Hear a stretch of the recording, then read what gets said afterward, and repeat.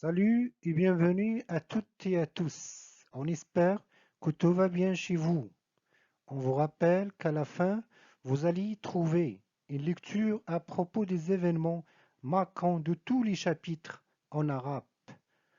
En même temps, on va faire la même chose pour les autres modules.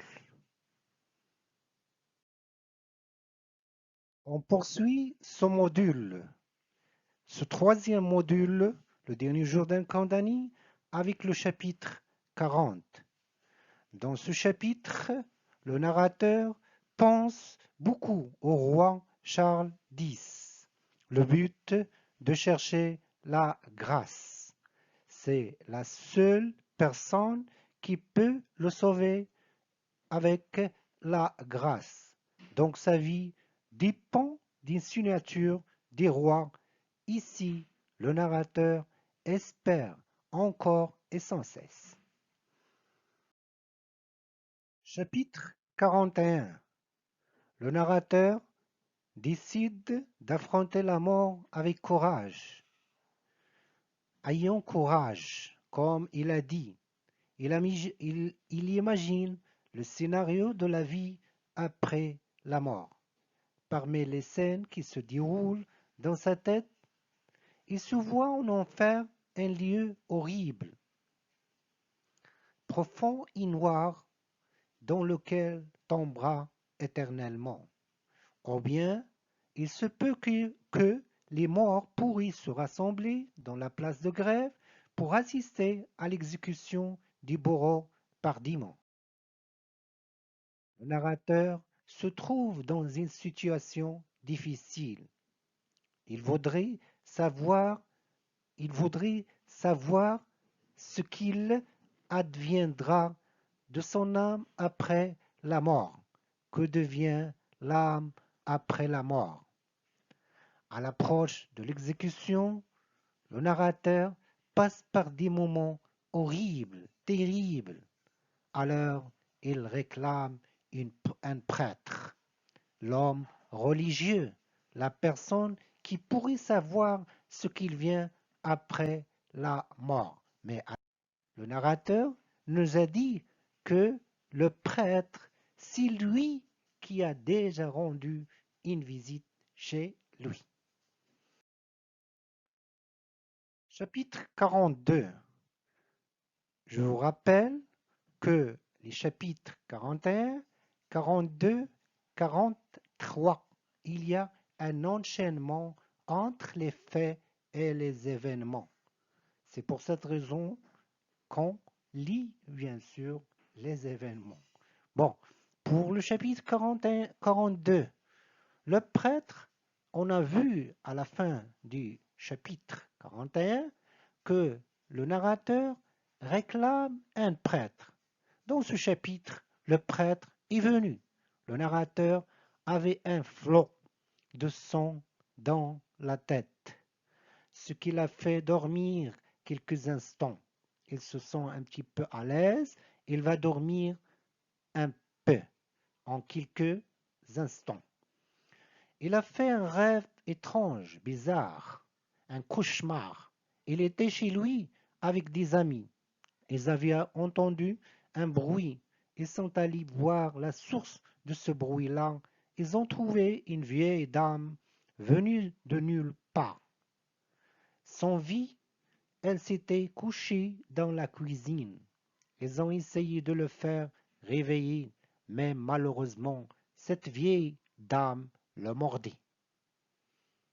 Alors que le narrateur se réveille en sursaut. Après ce cauchemar, le narrateur s'est réveillé en tremblant et en frémissant. Le prêtre lui a annoncé à la fin de ce chapitre-là, après ce cauchemar, que sa fille a rendu une visite chez lui. Chapitre 43. On a vu à la fin du chapitre 42 que le prêtre a annoncé la visite de la fille du narrateur, la petite Marie. Ici, la petite se trouve avec son père. Alors elle vient de rendre visite à son père. Celui-ci a essayé de la convaincre que c'était lui son père. Mais la fille ne l'a pas reconnu en disant que son père était mort et l'a appelé monsieur. Elle a écrit à lui alors qu'il est le verdict de sa condamnation. On a ça bien sûr séparé, arrêt, et arrêt c'est le verdict, c'est la sentence ou bien le jugement de sa condamnation. Le narrateur, après ça, est plongé dans le désespoir, la déception, déçu, choqué, choqué, il ne reste rien au narrateur pour le rattacher à la vie. Chapitre 44. Le narrateur revoit dans son esprit comment sera son exécution. Après la déception, après que sa fille ne l'a pas reconnu, voilà, c'est fini pour le narrateur. Alors, qu'est-ce qu'il reste pour lui? Il reste pour lui d'affronter la mort et de voir au devant. Ça veut dire de voir et pense au bourreau, à la foule et aux gendarmes et à la place de la grève où il y aura l'exécution.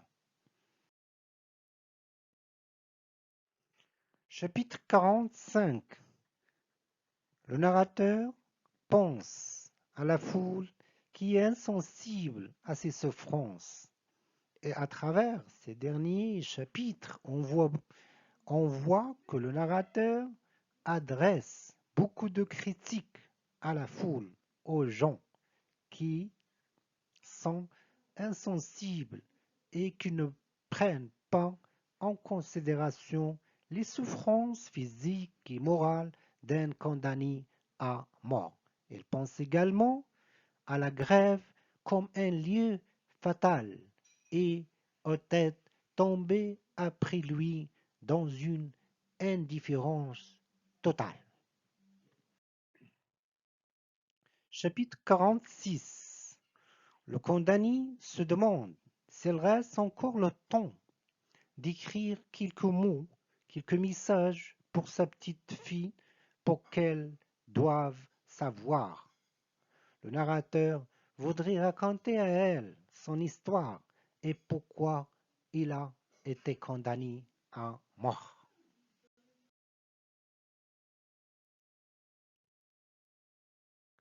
On a vu dans le chapitre 46 que le narrateur voudrait transmettre un message à sa petite Marie. Ici, il y a l'intervention, dans ce chapitre 47, il y a l'intervention de l'éditeur pour informer que le condamné n'a pas eu le temps d'écrire cette histoire et que les flux qui se rattachent à ce chapitre sont perdus. Voilà, c'est terminé pour cette deuxième partie où le narrateur a été dans la conciergerie dans les deux derniers chapitres 48-49. On va voir ce qui va se passer au narrateur à l'hôtel de la ville et à la place de grève. Et à la fin, un rappel pour les principaux événements en arabe. À très bientôt.